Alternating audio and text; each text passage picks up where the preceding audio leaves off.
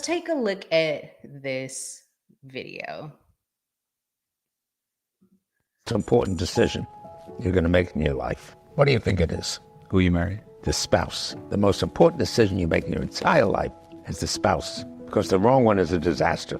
The right one is fantastic. Now, I've had the right one for 68 years. Everything we've done together as a team. It's been wonderful. So you've been together since you were my age. I'm 25. Yes. Can you define the word love?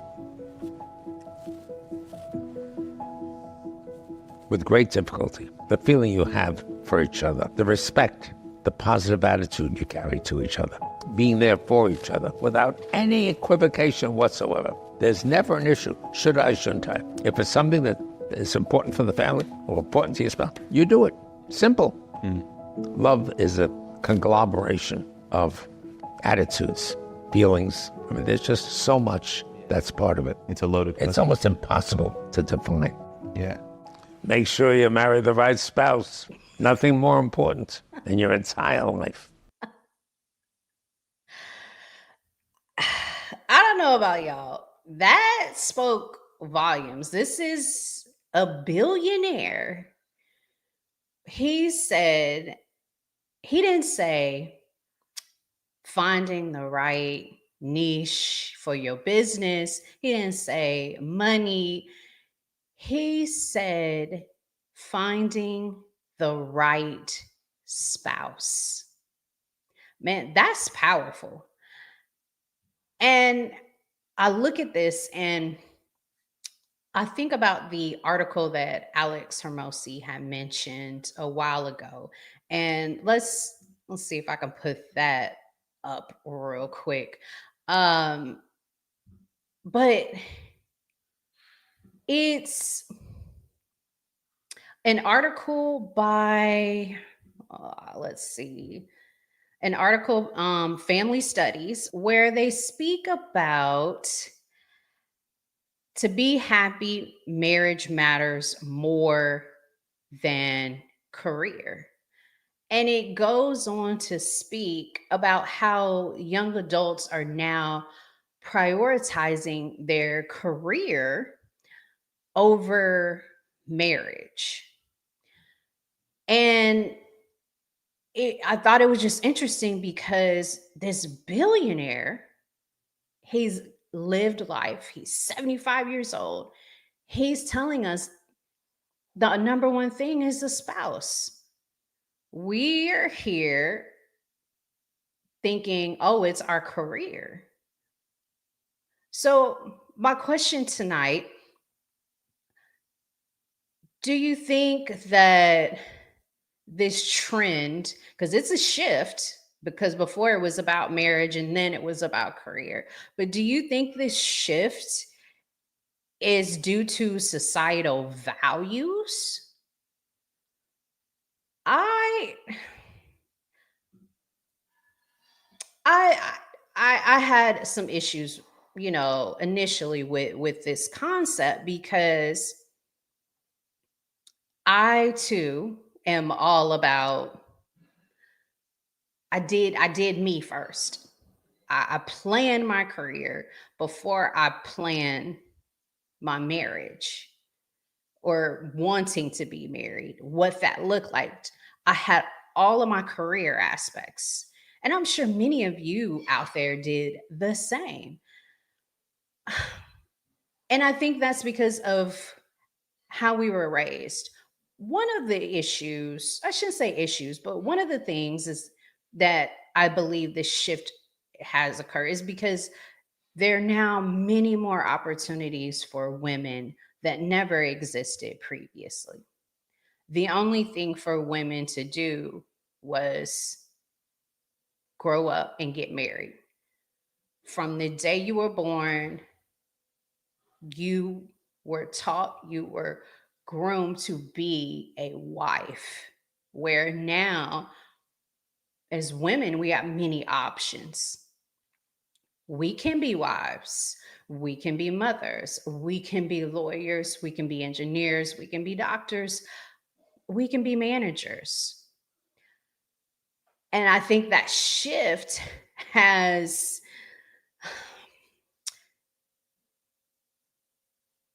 changed our priorities.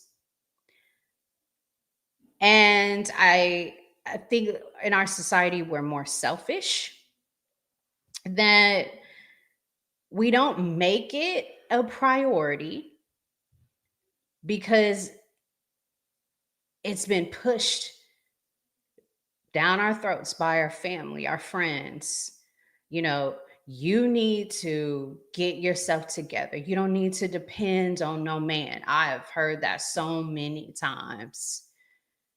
You need to make sure that you can care for yourself. You don't want to depend on some man to care for you. Yes. And there's a thin line between that and wanting to get married. I think we need to prioritize both. Prioritize wanting a family. In the article that I just showed, it stated that 75% of adults aged 18 to 40 believe making a good living is crucial for fulfillment, while only 32% feel the same about marriage. Why do you think there's such a difference? 75 versus 32. So, social media, for one. Social media has a lot of people thinking that they don't need a man, they don't have to have a man, that you don't have to be married to be happy. Single life is for some. I will admit, definitely don't get me wrong. Single life is meant for some. But I wholeheartedly believe that there is someone for everyone, and that I don't believe that God put us on this earth to be here by ourselves. And if the single life is the life you are to live, perfectly fine. Go at it, have fun, do you. But if you don't want to live the single life and die by yourself, maybe we should prioritize how we think about marriage. Now, the article also mentioned that a majority of Americans wish to marry someday, but it's not a priority.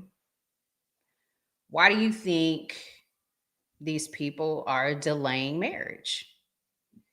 Like I mentioned previously, we are selfish.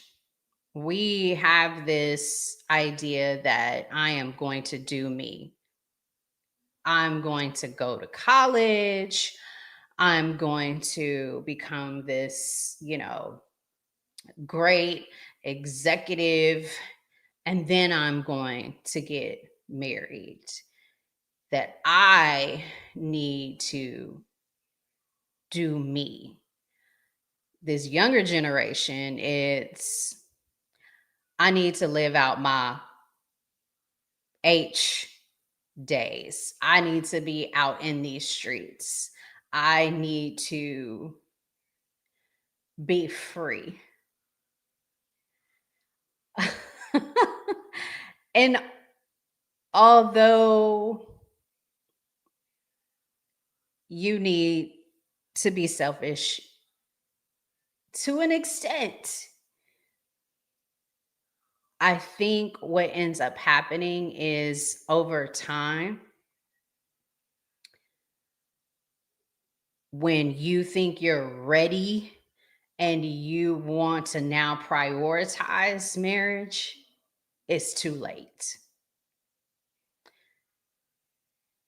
What's the saying? It's all fun and games until it's not. When you don't prioritize marriage, I think a good example of that, Vivica Fox, Lisa Ray. Ebony K. Williams, she even admitted she's having a kid on her own and don't want to, but feels that she needs to because there's no other options out there for her. Because at the time, she wasn't brought up to prioritize marriage. I think we really need to assess, reassess our priorities. And that's not to say that you can't be a businesswoman and marry. I think we need to, from a long term standpoint, what does that look like? Do I hold out for 10, 15, 20 years? I mean, this man is a billionaire. He married young,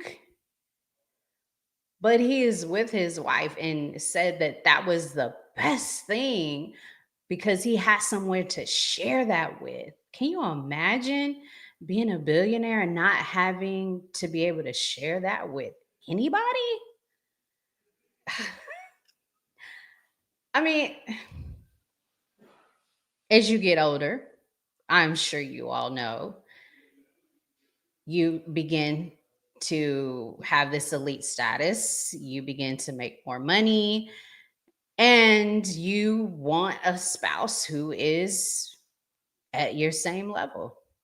For women, whether we like it or not, that pool of men is small.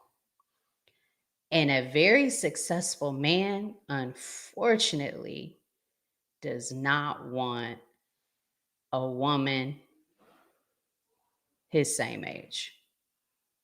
He is going after the younger women because he has the means to do so. So I'm just going to leave you with this question. Should we prioritize career planning over marriage? I, I don't know. Maybe I'm wrong. Maybe I'm right. Let me know in the comments what you think. Moving on to our next topic. I saw this video and I immediately said I have to react to this. This young lady has an interesting viewpoint. Let's hear what she has to say. 2, you need to keep your options open. One of the biggest mistakes some guys make is closing off all their options the moment they start talking to one woman. But here's the thing, until she's shown you that she's serious, you should never stop dating or meeting other women. It's not about being a player or being dishonest, guys. I want you to keep your energy in check. Here's why. When you keep your options open, you maintain that sense of detachment. You're not putting all your emotional weight into one woman, which means you're not desperate for her attention. You're naturally more relaxed, more confident, and less needy. Women can sense this energy when she knows you have other options, i.e. women in your life, and if she really wants you, it will light a fire under her. She realizes that she's not the only one, and that will push her to invest more in you. What do y'all think? Do you all agree with Jessica? And again, all the content for these videos that I'm reacting to are located in the description below. Make sure you reach out and support them as well. But do you agree with Jessica's perspective that men should keep their options open? I understand her concept, although I believe sometimes men can get to the point where they can't juggle everything. And if you plan to go out and have multiple dates with multiple women, be open and communicate that information. Because we as females are very emotional creatures. And the moment that we find out you are dating multiple people and we're not, it becomes a problem. She also made a statement that when the woman finds out you are dating multiple women, that will light a fire under her. I have to challenge that. As a woman, that may light the fire under some, but others will be standoffish. Some women know what they want. And if you have not communicated with them up front that you're dating multiple people, a lot of women will be quick to leave, exit the building. You're wasting her time. I also have a problem with the fact that when you have multiple people that you're dating with, it is difficult to juggle. It's difficult to stay focused and put your time and attention into getting to know that person. This is not a race. This is a marathon. And I think adding more people to the pool creates chaos. I wholeheartedly would not recommend this for men. I do believe that men could probably get away with keeping their options open more so than women could. I know women, I can do what yes, women are also emotional creatures. Also, do you want the label of a person out in the streets because you are dating multiple men? As harsh as that sounds, that is the perception from both men and women. If you're have options, and what man wants to be serious, wants to get to know a woman, truly get to know them, who is known to be out in the streets, who's known to date multiple men? Do you guys believe that this diminishes the trust when men keep options open? For me, it's a yes. Even though you tell me you're dating multiple women, I am always going to be, well, if he didn't answer my call, is he with the other girl? Is he out dating the other girl? Then I start getting insecure. I don't want that. Keeping your options open, I don't recommend it. Neither for the man nor the woman. How can you really truly get to know someone if you're not putting your sole focus on that person, as opposed to spreading yourself thin with other women, other men?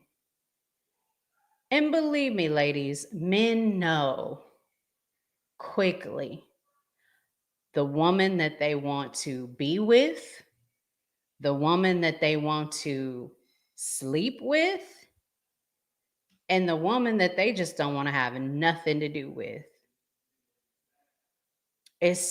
We're making this more complicated than what it is. Shouldn't be. know. Maybe I'm wrong. Then the question becomes, if that is the path that you want to take, keeping your options open, how could one person know when you're not being desperate and keeping your options open versus somebody who's uninterested or emotionally unavailable?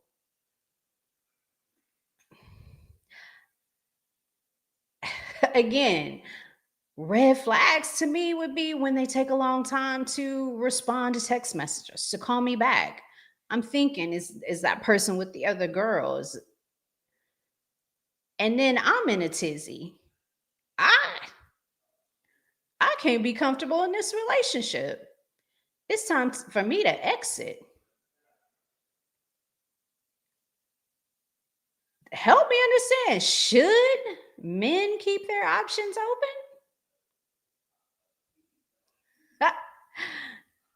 Yeah, uh, that's not for me. It may be for others. I don't recommend it. Not at all. Uh, our next topic, and this is probably a sensitive one for females. Guys, I'm sure you're probably wanting these answers, and I'm here to give them to y'all. Why do women play games? Let's take a look at this video clip. Is in love with a man, she can't help but play stupid games because it's part of a protection strategy. So what she'll do is say she's done when she's not done, or say she doesn't want to sleep with you when she does want to sleep with you. She'll say the opposite of what she truly means. But having female friends helps you understand this human psychology behind a woman in a way that direct experience with them won't.